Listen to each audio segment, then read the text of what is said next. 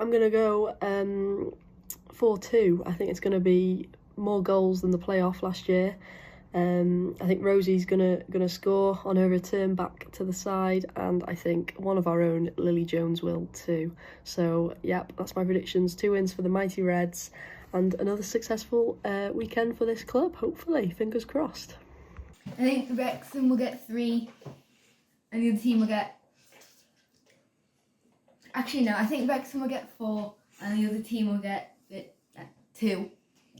I have a gut feeling it's going to be 5-3. To who? Wrexham winning and Cool. losing. The Wrexham women's game against Briton Ferry, I think very tight game, probably about a 1-1 draw, but really would like them to have a win. But if it's anything like last time, it will be a really close game. For the women playing Briton Ferry, it's going to be a tough one. Really, really tough team. So I think it's going to be a 1-1 draw. For the women's against Briton Ferry, I think it's going to be 2-0. Hi everyone, Jason Wrexham Phoenix here again with yet another score prediction. And unless my previous score prediction came in correctly, I am still getting score predictions wrong since season 1 of Welcome to Wrexham. So this weekend, Wrexham AFC women versus Brighton. Man, this is going to be a tough one. Both teams are looking really solid. Both teams are doing really well, top of their league. I think for this one, I'm going to say Wrexham AFC women 2 and Brighton 1. SJ! Hey, Ran. How the heck are you doing? Doing okay. Doing good. Well, thank you for our inaugural, the premiere women's team episode. We are looking at Wrexham AFC women's team versus Briton Ferry. Yeah, Briton Ferry Llansawel, and I'll try to say it even better. Llansawel. Llansawel.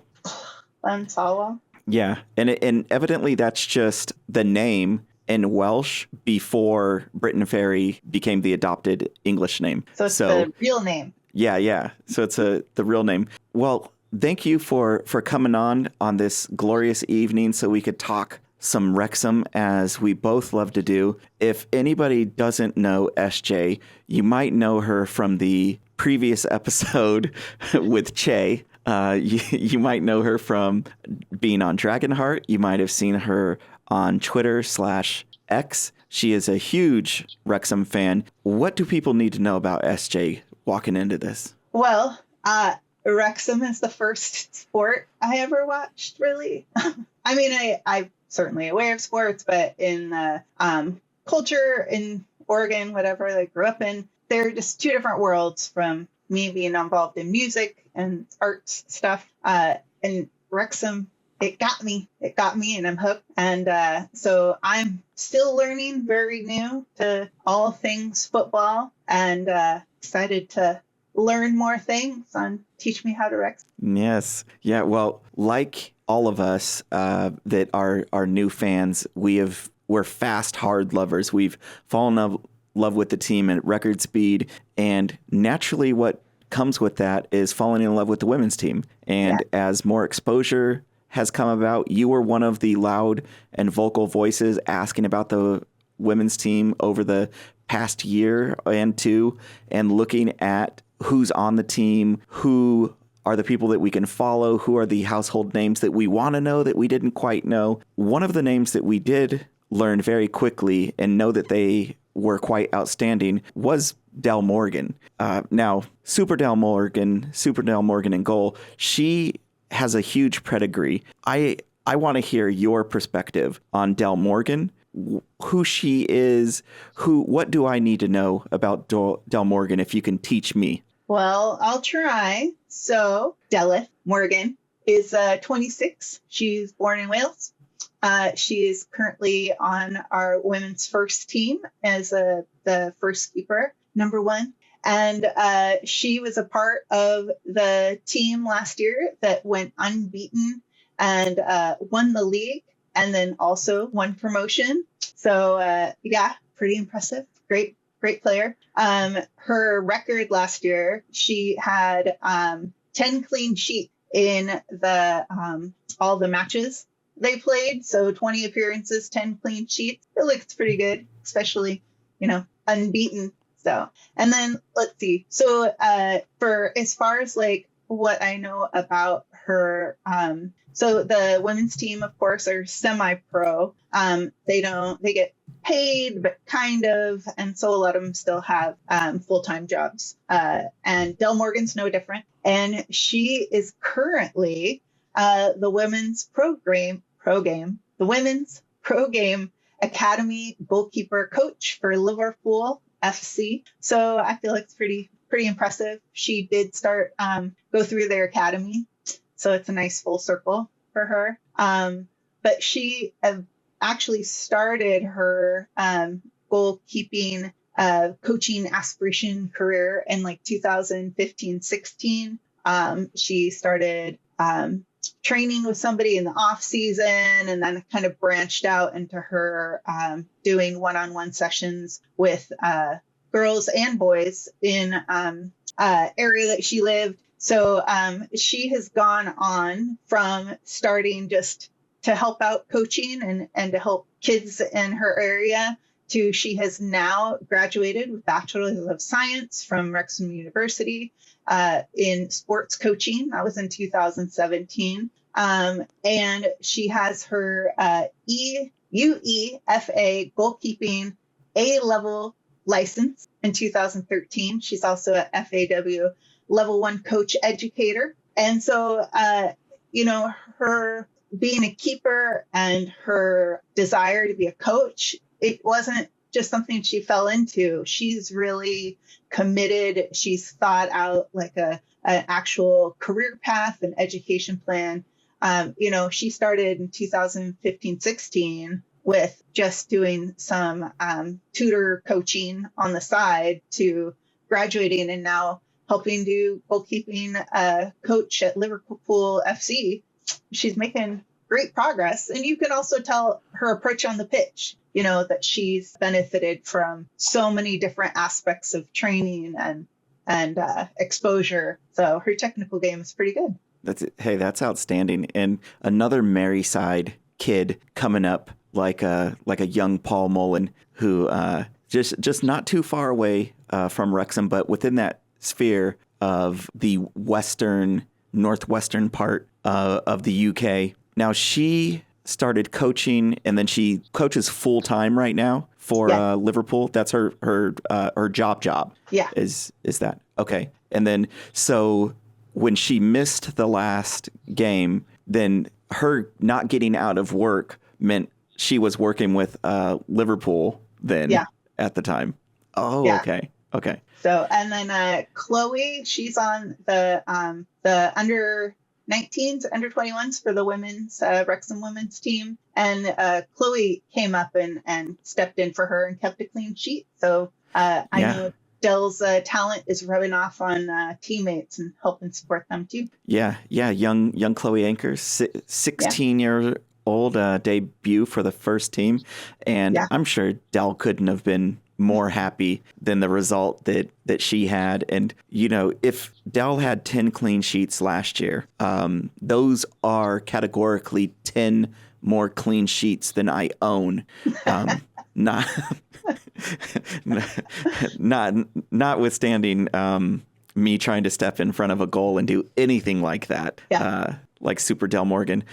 So she has her bachelor's from Wrexham. So her Wrexham ties are pretty deep. Yes. As far as like from a personal life and her career life. That's super, super interesting for me to find out that she is also connected more than just she has her alma mater that is there. Yeah. It's not just the team. There's more connections, more fibers for her in the town. Yeah, and actually, I forgot to mention, but she was on the women's team, Wrexham's women's team, before the takeover. And so in the 2015 season with the Wrexham's previous women's team, they went to the MW Women's Cup semifinals in 2015. So even though the team were not professional yet, weren't even semi-pro, they were still doing great stuff, and she was still part of a really good side.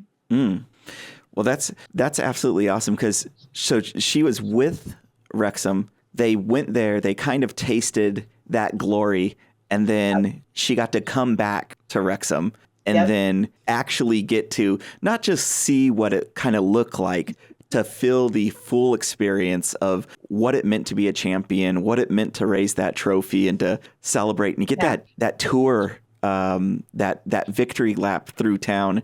Oh man. Yeah. That had to have been amazing. Oh yeah. Now, I can only imagine. Yeah. You were there at the end of the season over there in Wrexham, weren't you? I was. I missed the last women's game, the one at the race course. I missed the last women's game. I was there right after. And then I left the day before the bus parade. And I even looked at switching my ticket, and it would have been like 3 times as much. It was too much. Yeah, it was ridiculous. So, but yeah, there for the end of the season. It was pretty good. Wrexham did all right. It was, being in Wrexham at that time, it was a thing to do. Put it on the itinerary, go get McDonald's and go to Wrexham, of course. Yeah, that's what you do. Yeah. That's it. Well, they're blazing this season. They're in second place. They have been showing that they're not regrouping or reconstructing this year and just trying to stay in form. They're actually pushing those bounds. Second place within the league right now. They're sitting on, 8 games, 5 wins, 1 draw, and 2 losses. The 2 losses that they have just happen to be against the other top teams. So the only people that are really putting pressure on them are the people at the top, the Cardiff City and Swansea. And that's stepping in, and just they basically have the same squad that they had from last season, and there are some new additions, but not much changes, and to still be competing at such a high level. And you look at lost 2-1 Swansea on the last match, and that was a wonderful match where Cara Jones opens up that initial goal. And how are you feeling when the game started off against Swansea and opens up, first half with Cara Jones breaking away and just doing a beautiful goal? Yeah, my first impression was like, this is fabulous stadium to have this whole, match in. It's just really impressive. And it shows the commitment of Swansea that they want their women's team to play in the equal, structure, to play with the same resources as the men's team, give them the same training opportunities and for matches. But yeah, so that first goal, and then you're just thinking of course, Wrexham are doing great. They're just going to steamroll this match. Swansea, I've heard of those people, but meh. And then, of course, reality starts to set in a little bit. And, as far as Wrexham, the women's team overall, you get that momentum building from last season, and the confidence and, that kind of hunger for a win. And then it's similar to the men's. They didn't sign players with the idea of just winning the league last year. They signed players with the assumption that they want to move up the leagues. And so even though it's our first year in this league, I think it really says something that we might not have won that match, but we're definitely putting a team through their paces that come from a higher pedigree and a longer line of resources and commitment. So, the match didn't turn out the way we wanted, but I was pretty impressed with the commitment and the, overall play, what's going on. Oh, yeah. And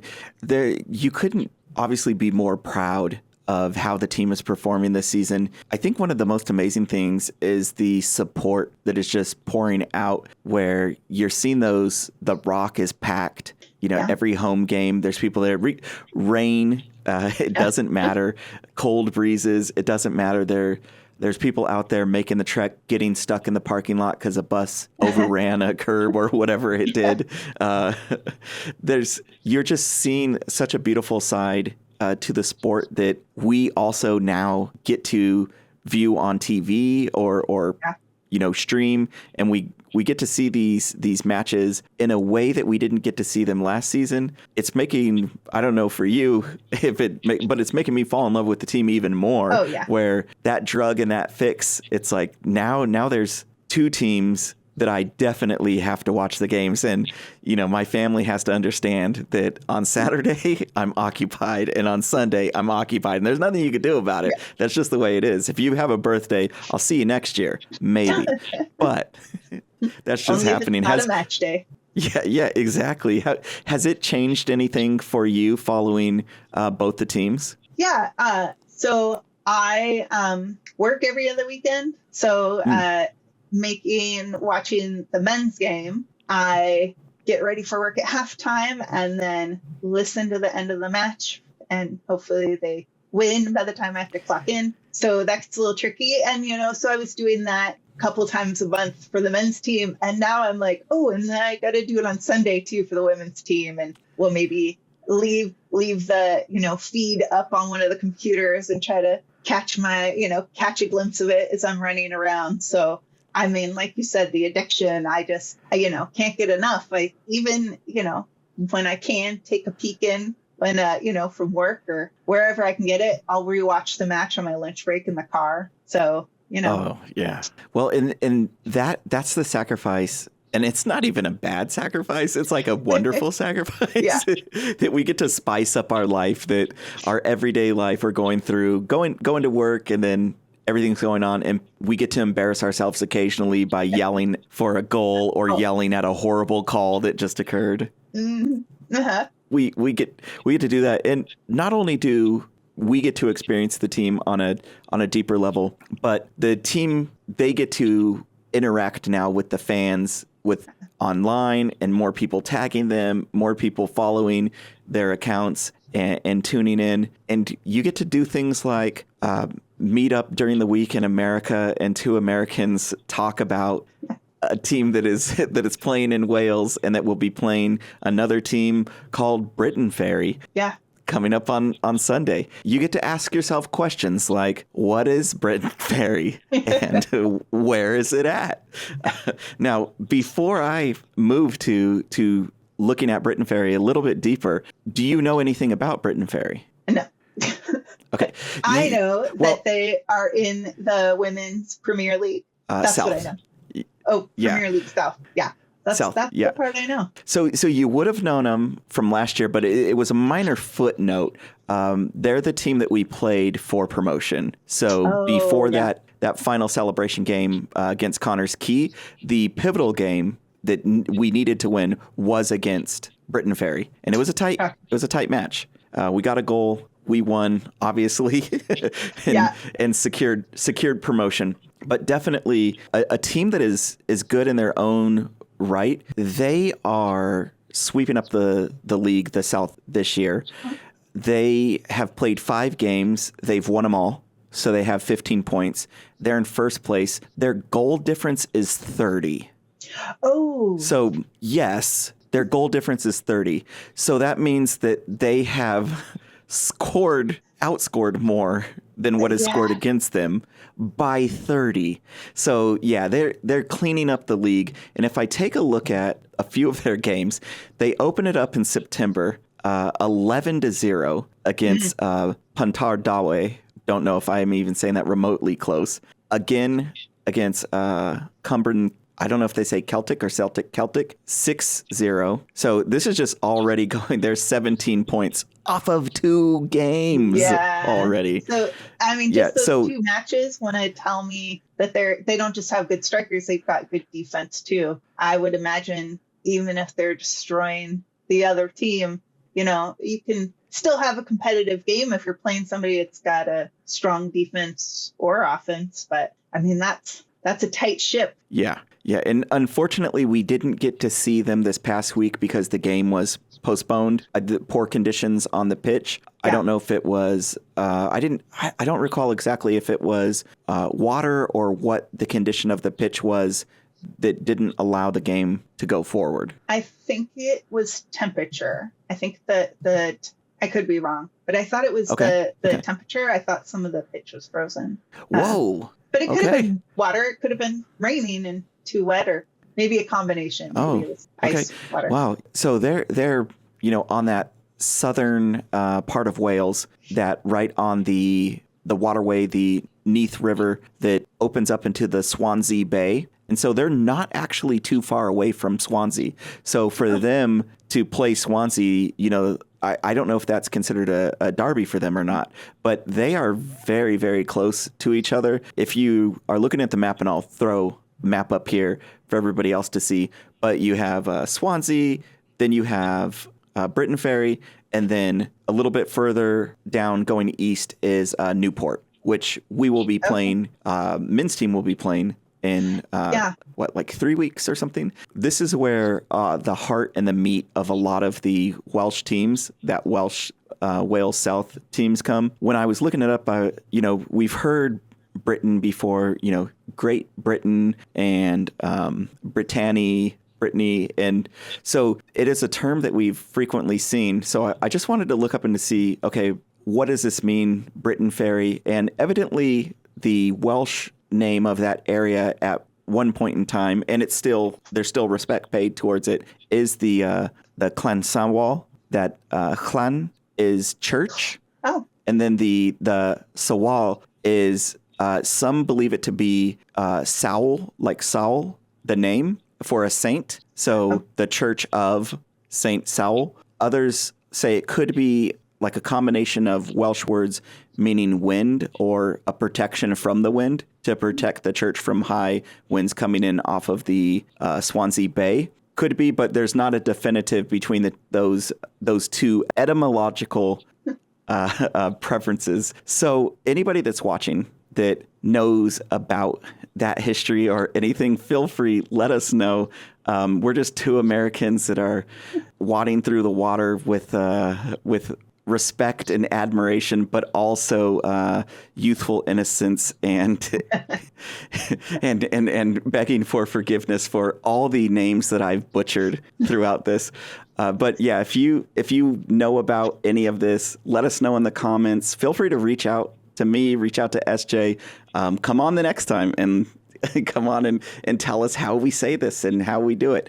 All the other thing that about the name is the Briton Ferry. So I actually didn't know this either, but ferry refers to as both the part of the land for the crossing as well as the vehicle at which you would cross a body of water like a river.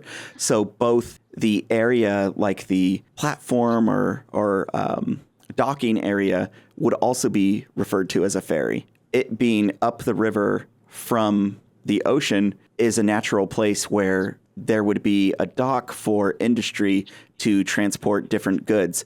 And so this primarily was a place where you would have things be manufactured and they would be sent out through this port. For a while, this was other countries or France, other places coming up would come up into, Britain into a ferry and stop and then unload their goods and do trade and commerce. So the name hints to what the industry used to be at one point in time until it's eventually changed and been more modernized. But I did really like those elements of it where the Welsh background hints to the religion and the importance of the church, where a St. Paul has visited England, and when they landed and arrived, they landed in Briton Ferry and Llansawel, and that is the place, and so the church was named after them, which is I'm finding the name of quite a few towns and villages in England get named after a very famous person that stopped by there one time. I love that. Like, I love that idea of a house, the Church of Wind. I just think the Church of Wind. So it's the hybrid of religion and nature. Like, it's a church of wind, you know? Yeah, because if it was the Church of Breakwind, this is to stop and break the wind from harming the church or the people. Yeah, there's a couple of different ways that you could go with it, and all of mine are childish, so don't worry. But how are you feeling for the matchup? We're going in, of course, we're the bigger team. We've played them before. We took the win, but they're on a tear. They're number one in the South, and they haven't lost. They might have a score to settle from taking that loss to us at the end of the season. What are your thoughts going in?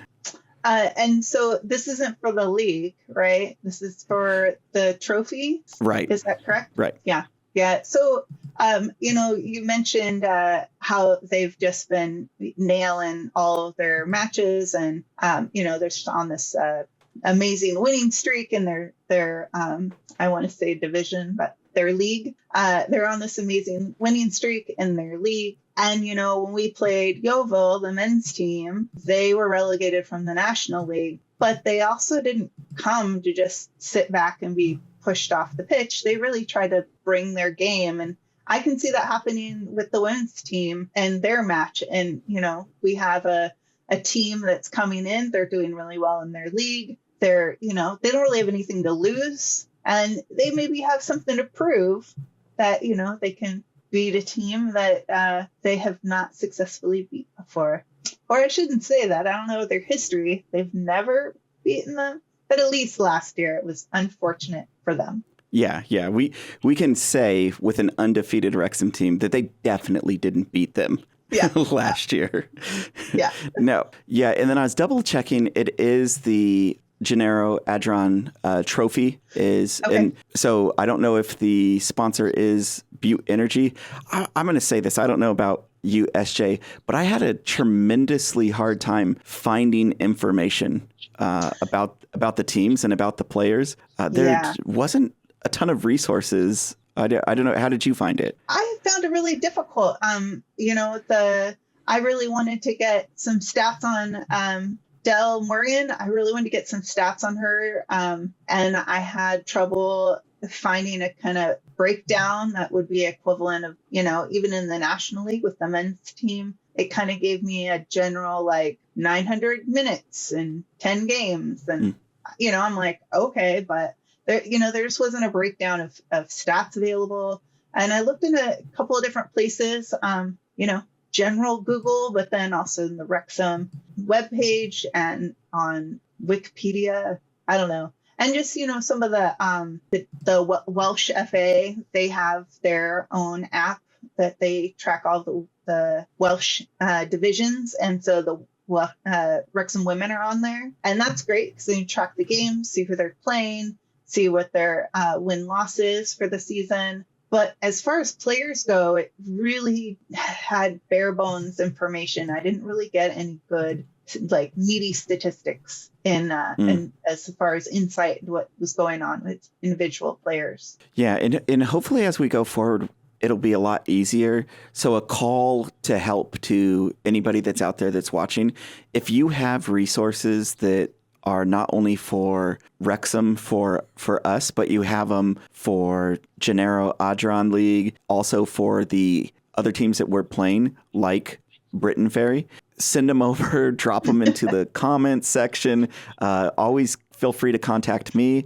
You can contact me on the pods. Teach me Wrexham Pod on Twitter X or Beer on Twitter under my personal account. Feel free to reach out and give all the resources. And if you're bold and you want to come on, feel free to say those Welsh words and teach us how to say them. I'll speak for SJ in this. We want to know. We want to know how to say them correctly. Yeah. And SJ, I assume for you too, if they want to reach out to you and on Twitter, it's SJane? Yeah, so name SarahJane. There are too many Sarahs in the world. So I go by my full name, SarahJane, but Twitter. So SJane, SJane Wrexham at Twitter, Instagram. I'm not on there as much, but you can find me both places. And I would love the info. I have, in English, there's the alphabet song. Okay. I have a saved little YouTube video that is the kind of equivalent of the Welsh alphabet song. So I know that I'm not going to get proficient in understanding the language exactly from knowing the alphabet, but I feel like it'll help me, pronounce some of these names and be more respectful of the Welsh language when we're talking about stuff. I think I'm getting the down with the double L. Sorry, I think you have a cold. What was that? I think you have something's in your throat. Yeah, that's a different letter. But yeah, so I really want to learn. I love the etymology. I like learning the little details, and I want to be respectful of the different languages and where the teams are coming from. It's great to poke fun, but I don't want to do it out of turn and say something that is like, oh, actually, that's kind of a bad thing. And, because I am here to learn. I want to know the good stuff. So please, come on the Twitter and tell me all the things I'm doing wrong. Give me some good info so I can do some things right. Well, two things. At least 4 of the words you said were very offensive in Welsh. That's all I'm going to say. So right off the bat, like, you've offended half the country. The other thing is you can't tee up and say, I've been practicing the Welsh alphabet without giving any type of preview of the Welsh alphabet. That's the one I've got. One of the letters is silent, so I can pronounce that. It's I heard it. And I'm getting the twice. The down. Just a different language and a different language base because Welsh isn't a Germanic language. So just trying to form those different sounds and form the physically form the letters. That's kind of why I'm, plugging away at my little Welsh alphabet as I can. I've got it on 0.5 speed because it goes too fast for me. So it's just plugging along. There's probably some joke that we just don't know, and 0.5 speed is like a specific town that someone would name. Yeah. And when you can say that name and make the joke and reference, you're full stride. In your Welsh. All of those that start with the LLAN all refer to a church, to a religious place. So those are cool. There's so many of those. And I'm like, okay, well, I just uncracked and unlocked half of the root words to the things that I'm looking at. And it's like, okay, all right, that's pretty cool. And now that made half of the stuff not so hard. And then we learned during the ABBA is like an estuary, the mouth of a river. Oh. And so all of those things that you see, these towns or these cities that are ABBA something, that's, the mouth of a river plus the river name usually attached to it. And it's like, oh, well, that's really cool too. It's actually easier than everything I was looking at thinking that it was. It's just compound words. Okay, I can do this. Yeah. So there's the double L, right? And then because that's where the part where I'm like, I don't want to be offensive because one of them is very guttural, like, so I was out to eat in Wrexham, and there was a couple of gentlemen, sitting next to me and heard my accent with the server and then sparked up a little bit of conversation. And then when I mentioned like, oh yeah, I went to this place and I'm trying to, learn some of the names. And the person who I was talking to was English and was very like, oh yeah, well, you could say it like, but really it's Blandenda or whatever. I'm butchering the word, but he was very dismissive and like it was, I don't know. It was just rude. Yeah. It was rude for somebody to say your language doesn't matter. I'm going to pronounce it in my British way. I feel like we get a little of that in the States where people are like, you can't speak my language, I'll butcher yours. You just have to take it. And I just want to be more love that it got like a Southern accent. Yeah, well, border, there's, that's just where two languages happen to collide. But I like to be respectful of cultures, and when I go places I want to learn about them, and it was fortunate. I mean, I guess that's part of Wales is tolerating the English. So I had that experience for myself at dinner.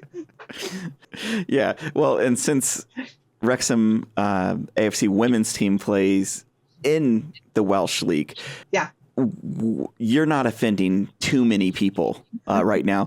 Just maybe 10, 25, 5%, maybe 1%. Okay, you're offending maybe 1% right now. There's not going to be a lot of English people that will be tuning in to watch some Americans talk about a Welsh team. It's the high probability is not there. The English, they're offended about the Americans defending the Welsh. They're like, oh, yeah. So. Well, naturally, it's hard to get over all of this that's going on. But so a couple last things about Briton Ferry that I forgot to mention. One of them is that they are a combination of two different teams. So Briton Ferry existed, and so did Llansawel, and as two separate teams, and they joined together in 2009. So if you look on their badge and on their logo, it says established 2009, and that is when the two teams came together. So similar to what you'll see across from a lot of other, like Accrington, Stanley, you'll see a lot of teams that were two former teams that joined together. And so now you have a double name for a football team when just it's in the town of Accrington or something like that. And Briton Ferry was actually joined two teams 2009. Since then, they had been promoted into like various steps into the Premier League, the Welsh Premier League, the women's team getting as high as the Genero Adran League, and then currently in the South, Genero Adran South League, but still a team that is on the rise. They're killing it this year. So not seeking promotion last year was right at the tip, and they didn't quite get the promotion out, but it was close. It was close. It came down to the end of the season for them as well. It didn't go their way, but this year it looks like everything is going their way. So I do think we have to be, like you said, when you're facing a team that is first place like Yeovil, that you need to be on your game. You can't take it for granted, and you have to be ready for people to come up and show up for the cameras that are going to be there, for the press that's going to be there, and the media that's going to be there that follows now with Wrexham. You have people bringing their A game. I'm looking forward to it. I can't wait for Sunday to see how it goes. A home game. The first one was called off because of the weather, but this one is definitely going forward. The pitch won't be frozen. Whatever was going on. Frozen and or wet. Yeah, both of them. Both. However that works. I'm sure Welsh weather makes sense of that, where you have both frozen and wet things. I'm sure that happens because they have some crazy weather. I mean, that's an Oregon thing for sure. Oh yeah, your weather's very similar to Wales. Yeah. There's a very Pacific Northwest, West Coast thing that you can tell who the tourist is because they use umbrellas, because even when it's pouring down rain, you just get wet already. So why use an umbrella?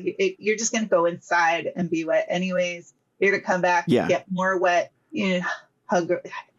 lug around an umbrella of something wet. So it's cold and wet, or dark and cold and wet, or maybe dry and cold. Yeah, it's all the Welsh weather. We get it. I did want to ask. Yeah. Oh, I did want to ask you, Ran, were you going to do a badge review? There's not much to it. I'll give you a badge review, but there's not much to it. So okay, I pulled it up.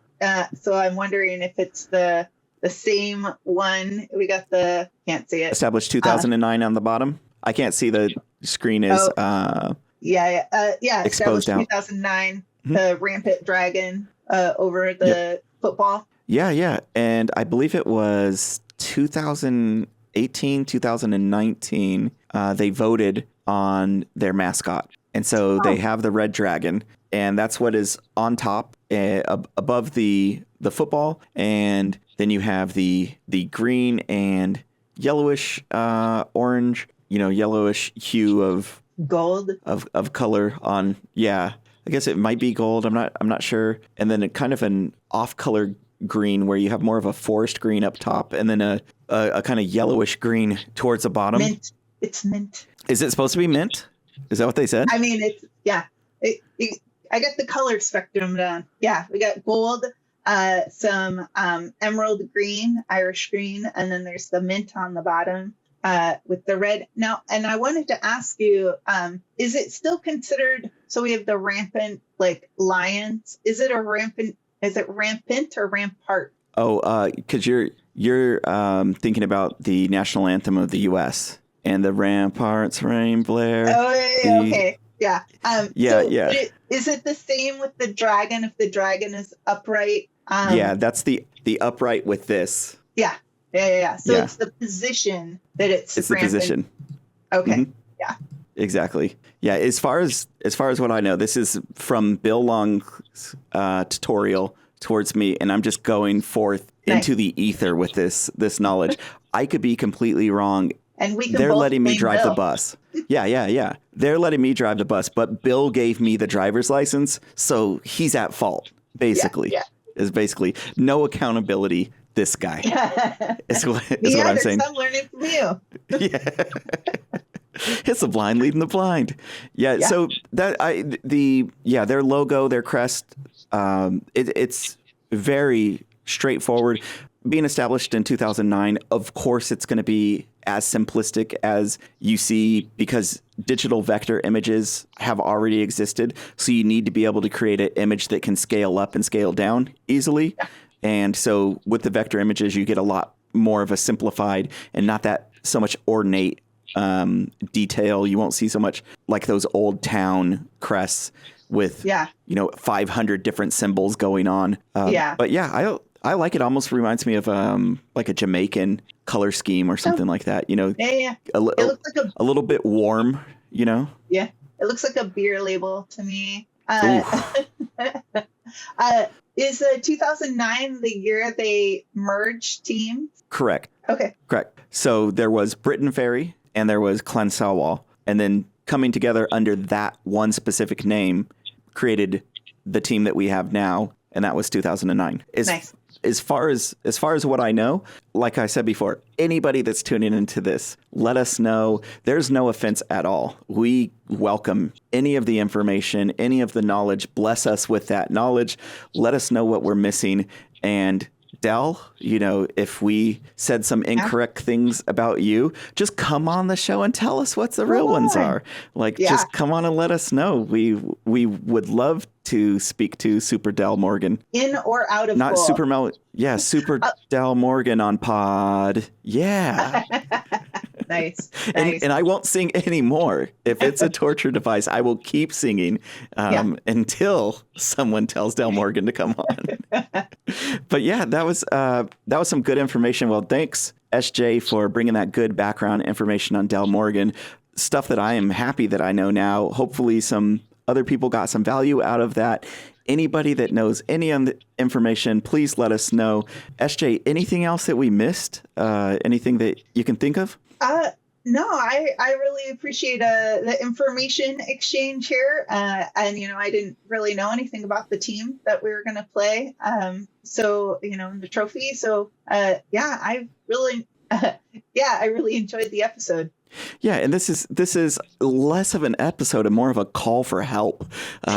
Give us the resources. Tell us where we can find what we want to find. Send us those links. Send us the contacts to the people we need to talk to give us the information. SJ, it was absolutely fun talking and hanging out with you again. We've got to do it again, and I'm looking forward to Sunday. Yes. Hopefully we secure that win and we proceed in the Genero Adran trophy and up the town. Up the town. Get in. Get in.